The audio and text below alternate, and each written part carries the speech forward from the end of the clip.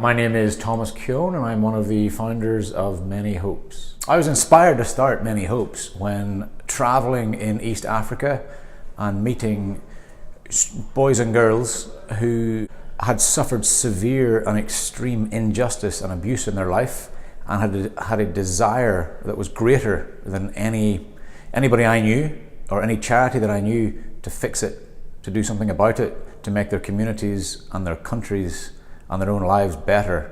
I thought if we can find a way to give these children the education in their heads and the confidence in their bellies and the networks at their fingertips to match that desire for justice in their hearts, they can do things that charity by itself can't.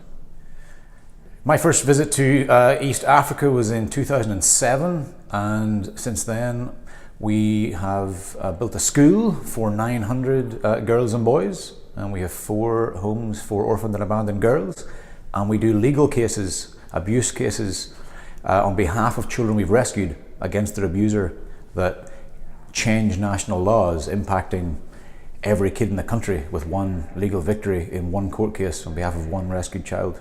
Our children's homes are girls only because the risks that any child on the streets face are severe and savage, but girls are at risk of things that are less threatening to boys, and so we start with girls. Any time that I get to give a talk about Many Hopes in New York or in London or in Los Angeles or anywhere, people will come and they'll ask something like, "Oh, I wish that I did what you did. It must be so satisfying to do a job that helps people every day." And I say to them all, whether they're in law or fashion or something else, if everyone did what I did, nothing would get done.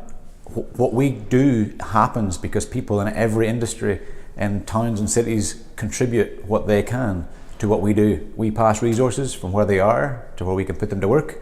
Our donors are all individuals and families, mostly in American and English towns and cities. And if everyone does a little bit, nobody has to do it all. It's some of the greatest challenges that we have are dealing with very difficult work in places that are very broken, where systems don't work. And it's very difficult to know who you can trust and whose motives are pure and whose are not.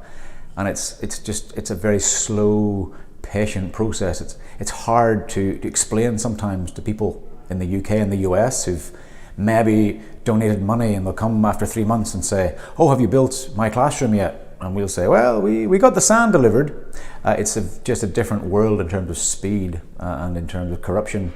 Another real personal challenge is we can't reach every child. And so choosing who lives in one of our homes and who doesn't, who gets to go to our school and who doesn't, it's very, very difficult.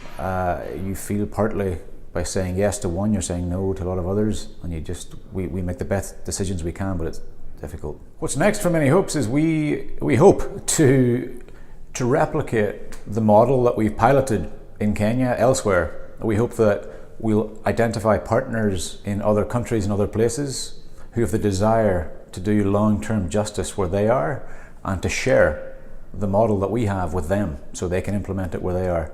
And we can do that if we have the continued backing of our donors and supporters, old and new, in the US and the UK.